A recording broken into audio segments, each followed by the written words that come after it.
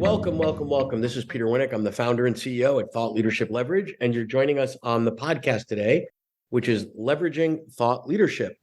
And today, my guest is Jennifer Dulski. She has a wide range of executive experience, including leadership roles at Facebook, Google, and Yahoo. She's been a founder, CEO, and president at early stage companies that have been scaling up. Prior to Rising Team, she led Facebook Groups, which was used by more than 1.5 billion people. She was president and COO of change.org.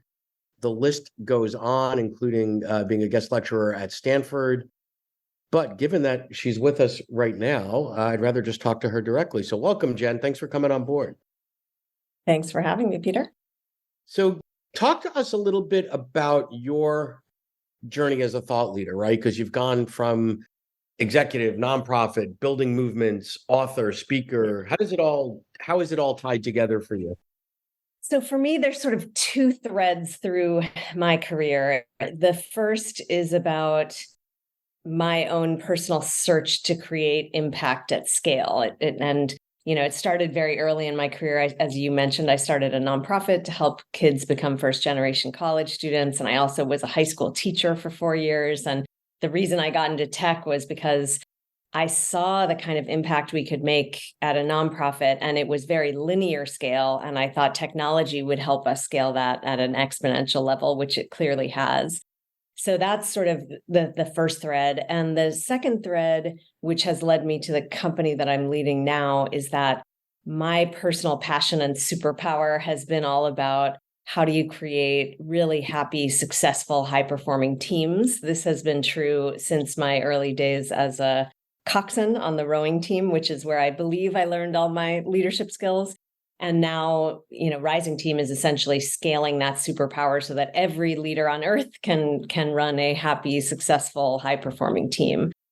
So those are the through lines. And the thought leadership piece sort of has come along the way, as you get to be more and more of an expert in something. As it turns out, people want to learn from what you have learned. And I have my fair share of both successes and plenty of mistakes to share. And that's been part of the thought leadership journey.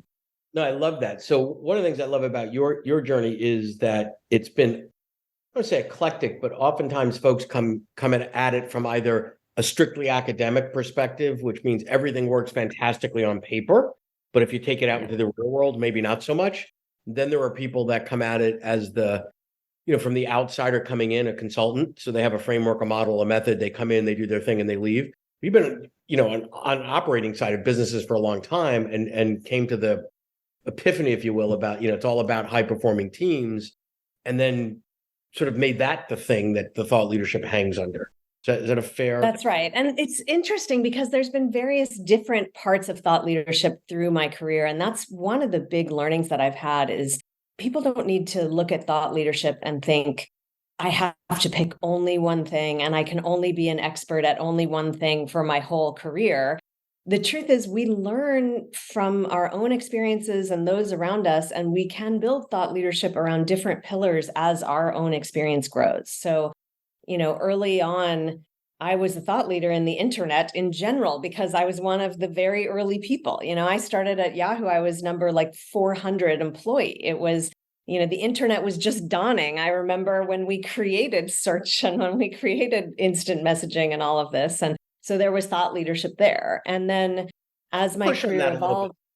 Let me push on that a little bit, though. Let me just push back on that, though. I think at any given time frame, it's important that a thought leader does stay in one lane, right? So when you were talking about the internet 20 some odd years ago, whatever, that's different. There were very, very few people understanding what it was and how it works and what it'll happen. It's like right now everybody's chat GPTing and AIing everything, right? So it's sort of that buzz. But I think when it comes to thought leadership at a point in time, whether that's a year, 5, 8, you have to stay in your lane. And I think it's really tempting for smart people that can have lots to say about lots of different things to spread themselves too thin, because it does dilute the efficacy or the gravitas of the thought leadership. I agree with you 100%. I'm not saying you should try to be a thought leader on everything all at once. It's not like the movie, but it's more that things change over time. And so your thought leadership message may also evolve over time. So I had one message, as we were talking about, in the kind of late 90s, early 2000s. Then, I ended up becoming president of change.org. And for 5 years, I, helped amplify people's voices all over the world and started to understand what it took to actually, for regular people to create change in the world. And I learned so much that I ended up writing a book about that. And the reason my angle was unique on that book was because I not only had the experience leading change.org, but I had 10, 15 years in tech before that. So the thought leadership was actually, what are the similarities between these two worlds, and what can we all learn from them together? Yeah. Yeah. And I think that's interesting. And I think that a lot of people, or not a lot, but a lot of thought leaders try to figure out, well, what's my path? What's my lane, right? So I'm in the leadership, the management space, and so what? There's 100,000 other people that are in that space. But what you just described is sort of I can't help it being a consultant, but the Venn diagram, right? So you had that overlap of the scale and said, that's my special sauce. And anytime you could sort of cross-pollinate two disciplines from a unique perspective, I find that is really, that will get a reaction, good, bad, and ugly, but it's a unique perspective. It's not, the 17th flavor of management 101.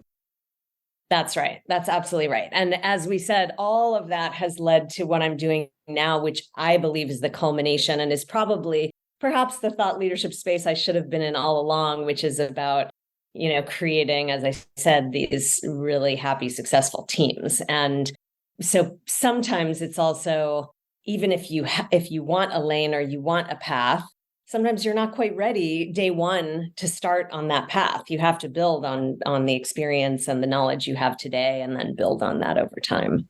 Well, and sometimes you might not realize it's right in front of you, right? So I would argue that if you and I were having a long conversation and it started with your career early on, tell me about a great team you were on or a good team. Like there's probably a themes of the best moments in your career ran in parallel to when you were leading or part of the greatest teams in your career.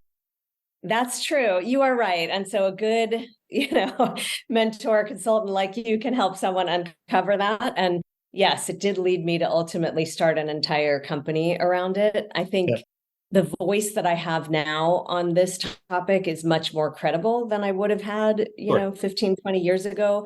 And partially it's because I felt the pain in myself, right? Like some of this comes from feeling pain. And for me, as a leader, I always felt like, gosh, no matter how much I learned, no matter how many thought leaders I was exposed to as coaches and trainers and so forth, I always felt like I was being taught to fish and then going back to the lake with like a binder instead of a fishing pole, because I wanted, tools to bring those things to life with my teams. And so that's what I was missing. And today what I'm building is a combination of those things. It's the knowledge and the thought leadership combined with the tools to help people do it themselves. And to me, that's really the secret sauce here in thought leadership in general. So my vision. I like the concept of there's a place for the theoretical and a place for the applied. When you go on the fishing boat with the binder, not so helpful, right? So that's interesting. If you're enjoying this episode of Leveraging Thought Leadership, please make sure to subscribe. If you'd like to help spread the word about our podcast, please leave a 5-star review at ratethispodcast.com/LTL and share it with your friends.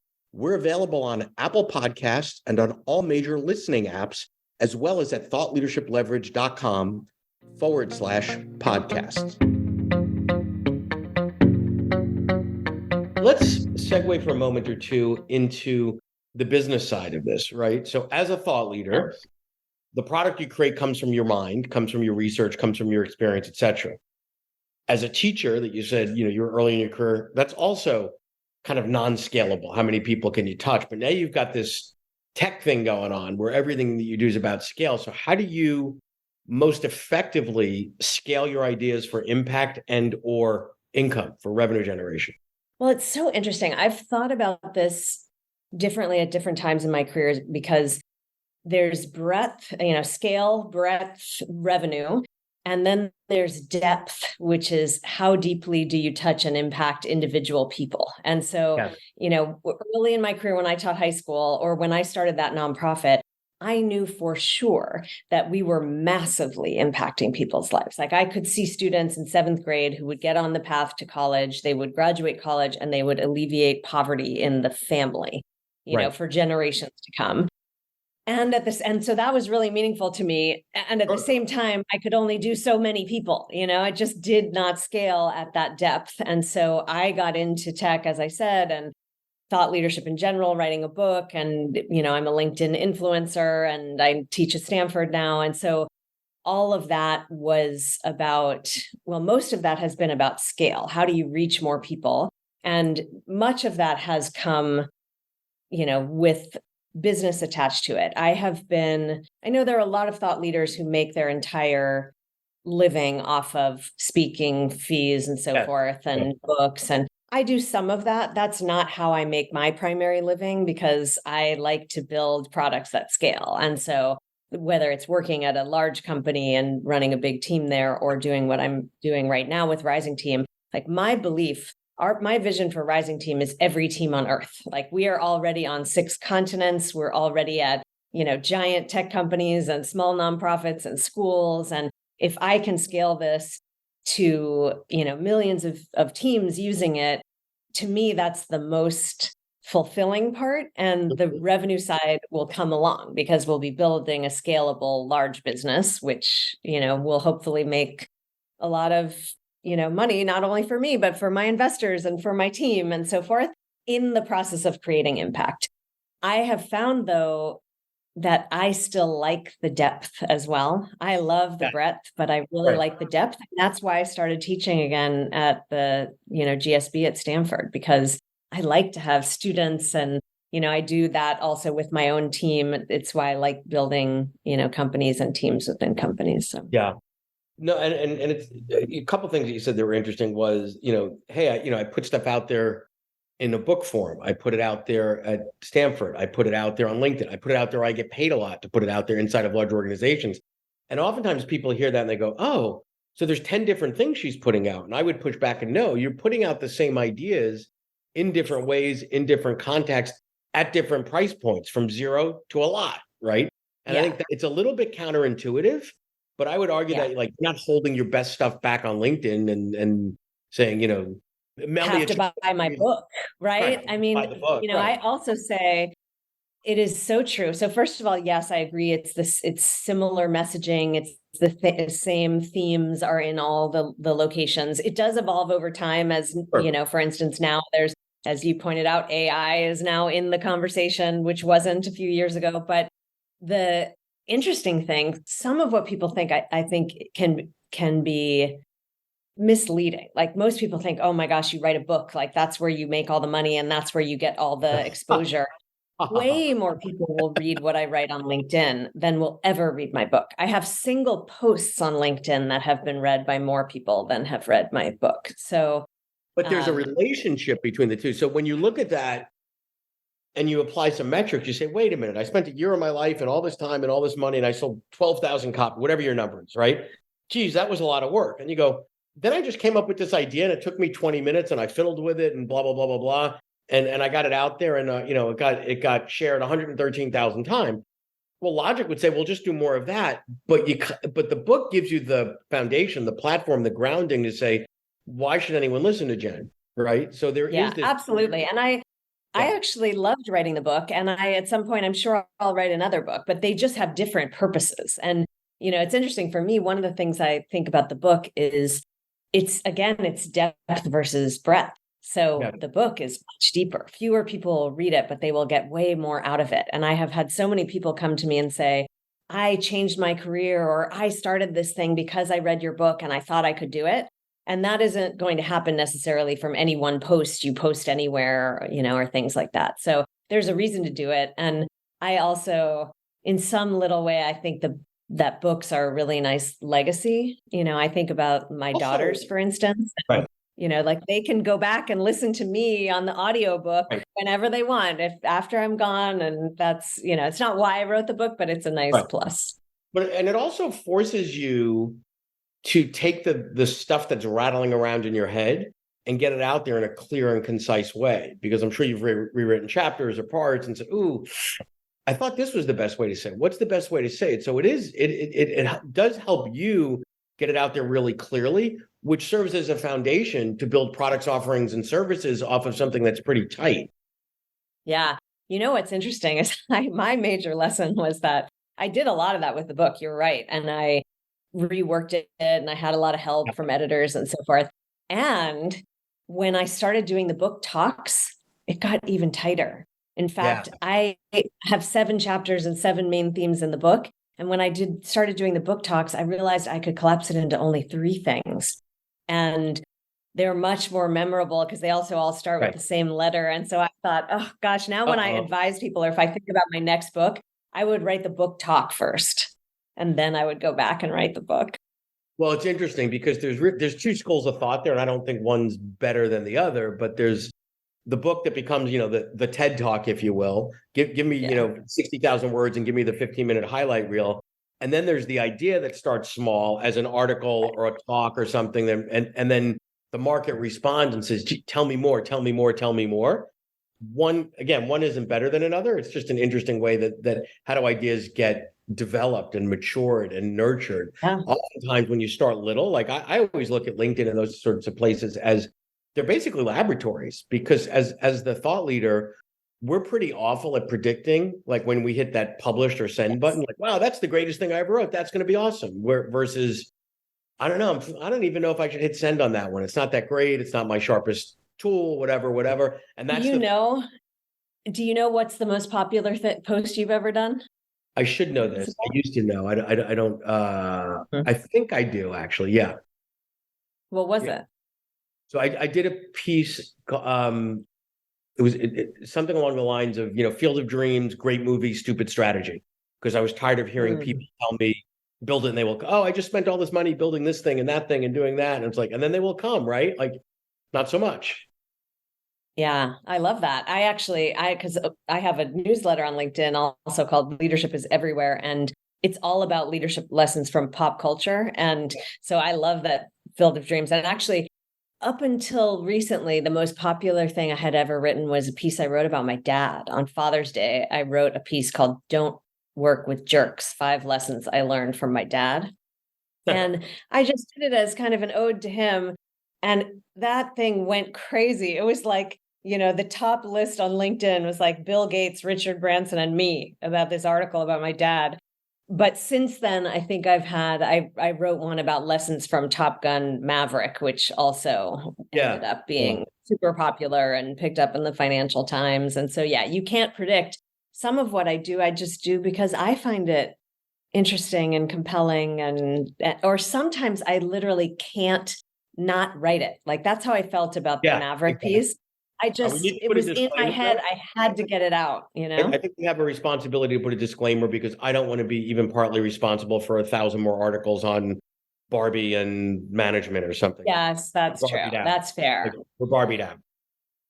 That's true. We are Barbied out. And I'm not suggesting that the way to get a lot of, people following you is pop culture. It's more just sometimes thought leadership can happen because you have something that you're really trying to teach.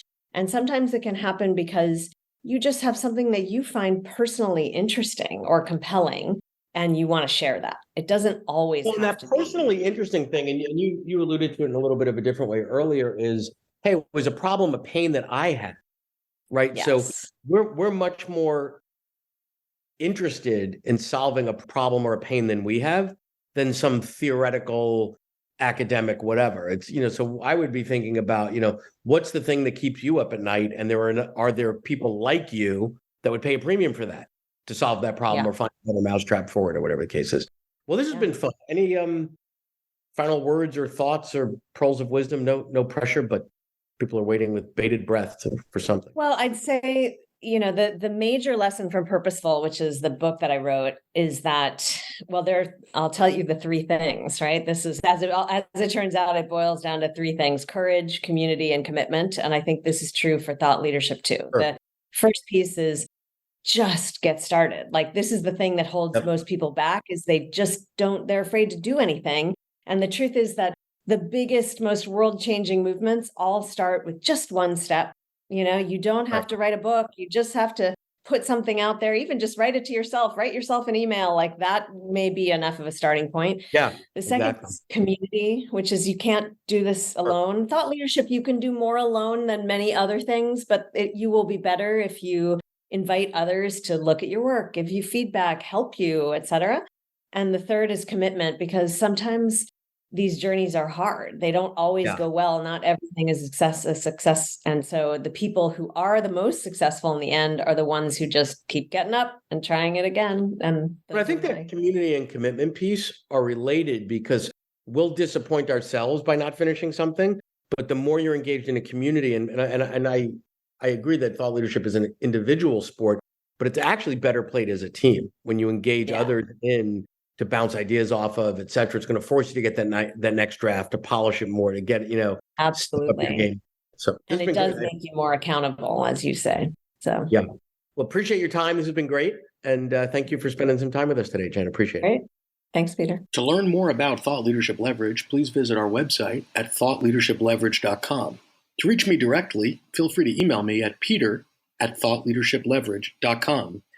And please subscribe to Leveraging Thought Leadership on iTunes or your favorite podcast app to get your weekly episode automatically.